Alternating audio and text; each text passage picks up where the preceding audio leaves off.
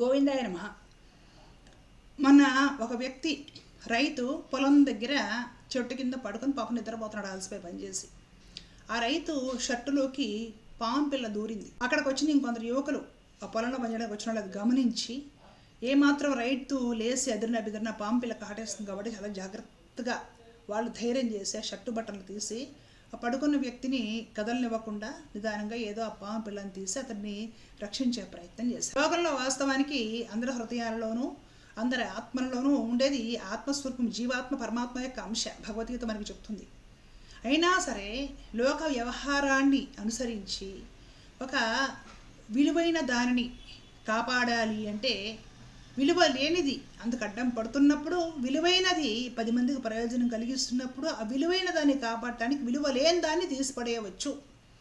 ఇది లౌకికంగా ధర్మం. ఈ ధర్మానికి పాపం ఏం తగలదు. తేలిగ్గా మీకు అర్థమయ్యే విషయం చెప్తాను. కాస్త మనం అజ్ఞానం తగ్గించుకొని బాగుపడే ప్రయత్నం చేద్దాం. ఎందుకంటే గోవింద సేవ ఛానల్ ఎక్కువగా మహిళలు ఫాలో అవుతుంటారు. వాళ్ళు కానీ కాస్త తెలుసుకున్నారు అంటే వాళ్ళ కుటుంబంలో పిల్లలకి నేర్పుకుంటారు, వాళ్ళ కుటుంబాలను బాగు చేసుకుంటారు. తర్వాత తరం గట్టిగా తయారవుతుంది.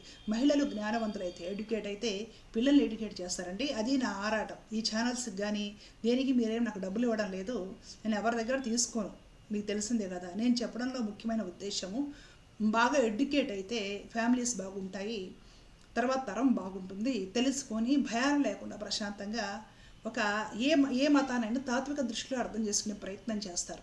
అందుకనేసేసి నా ప్రయత్నం అంతా కూడా. సరే, ఇప్పుడు విషయానికి వస్తా.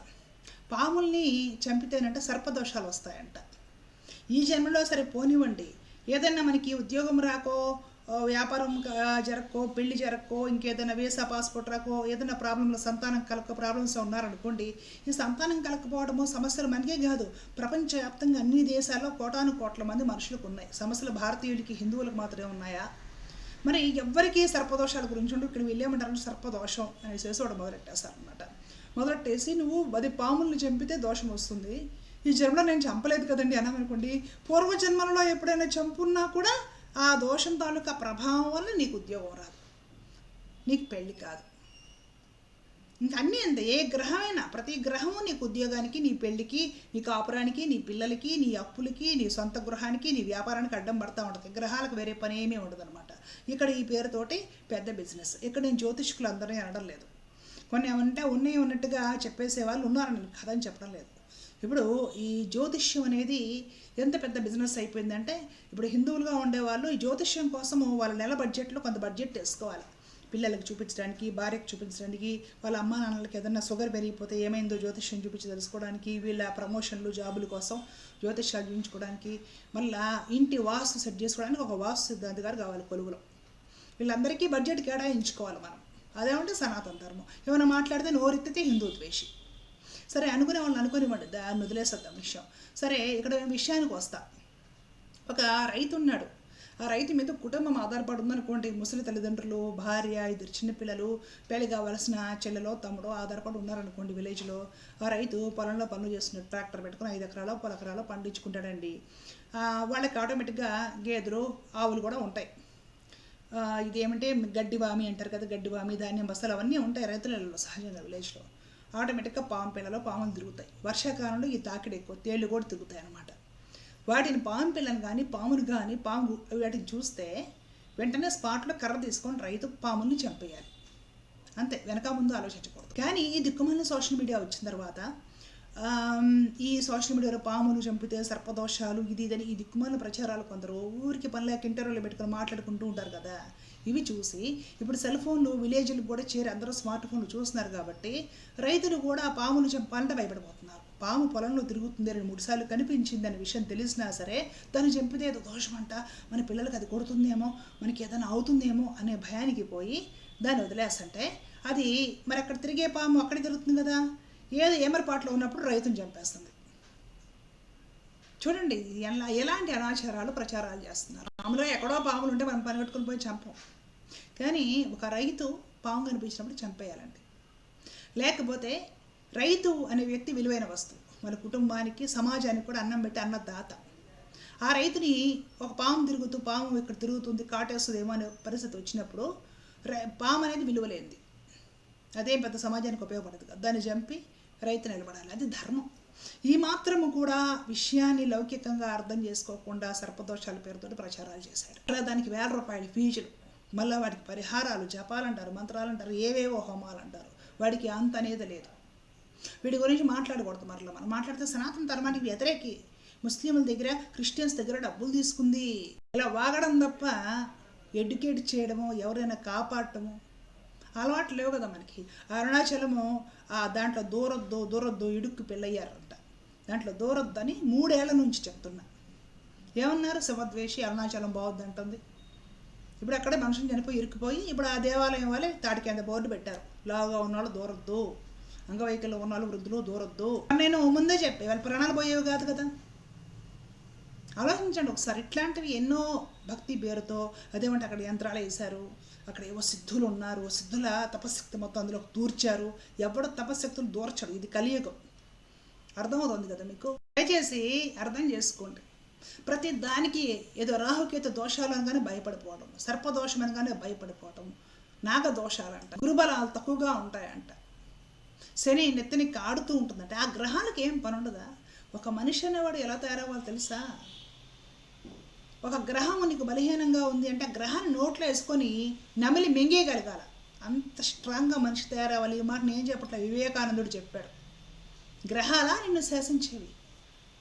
నువ్వు శాశ్వతమైన ఆత్మవి, నువ్వు శరీరం నశ్వరం. అది తెలుసుకొని నీ ధర్మాన్ని, నీ ఆధ్యాత్మికత, తాత్వికంతో సాధన చేసి తత్వ విచారణతో తెలుసుకొని ఈ గ్రహ దోషాలు, అవి ఇవి పీడలు, పరిహారాలు, అవి ఇవన్నీ పిచ్చి అన్ని ఈ ఆలోచనలు వదిలేసి ఇంతకు మించి నీవు ఎదగలేవా భగవంతుడి కోసం అని అడిగాడు వివేకానందుడు ఈ జాతిని. మిమ్మల్ని సంస్కరించడానికి ఏ వివేకానందుడు వస్తాడండి? ఆయన కూడా 34 ఏళ్ళో పాపం 38 ఏళ్ళకో దిగులు పడి భారతీయులు విదేశాల్లో వాళ్ళకి ఎప్పుడు డెవలప్ అవుతారు, వీళ్ళు ఎప్పుడు ఈ మూఢనమ్మకాల అజ్ఞానం విడిచిపెట్టి బాగుపడతారు నా భారతీయులని పుస్తకాలు రాసుకున్నాడు. ఆయన లెటర్స్లో దొరికాయి. భారతీయుల గురించి దిగులు పెట్టుకొని చివరిలో ఆయన పోయాడు పాపం చిన్న వయసులో. మహానుభావుడు ఇప్పుడు పోయాడు కాబట్టి సరిపోయింది. ఉంటే దేశద్రోహి కింద, హిందూ వ్యతిరేక కింద, సెక్యులర్ కింద ట్రోల్ చేసి ఇష్టం వచ్చినట్లుగా ఒక ఆట ఆడుకొని ఉండేవాళ్ళు. సోషల్ మీడియా భజన బ్యాచ్, మతోన్మాదపు బ్యాచ్ ఉన్నారు కదా. ఈ బ్యాచ్ ఎవరిని వదిలిపెట్టరు వాళ్ళు. మొత్తం పెట్టుకోండి. సర్పదోషాలు, కాలసర్పదోషాలు, నాగదోషాలు, ఆ దోషాలు, ఈ దోషాలు, పాముని చూస్తే గబబా ఏదో పాలు పోయాలా, గుడ్లేయాలి, ఈ పిచ్చి వదిలేసేయండి. రైతులు, గ్రామాల్లో నివసించే వాళ్ళు, లేదంటే ఎవరైనా సరే వీళ్ళ చుట్టుపక్కల పాములు ఉంటే చాలా ప్రమాదము. అవి ఎప్పటికీ కాటేస్తాయి.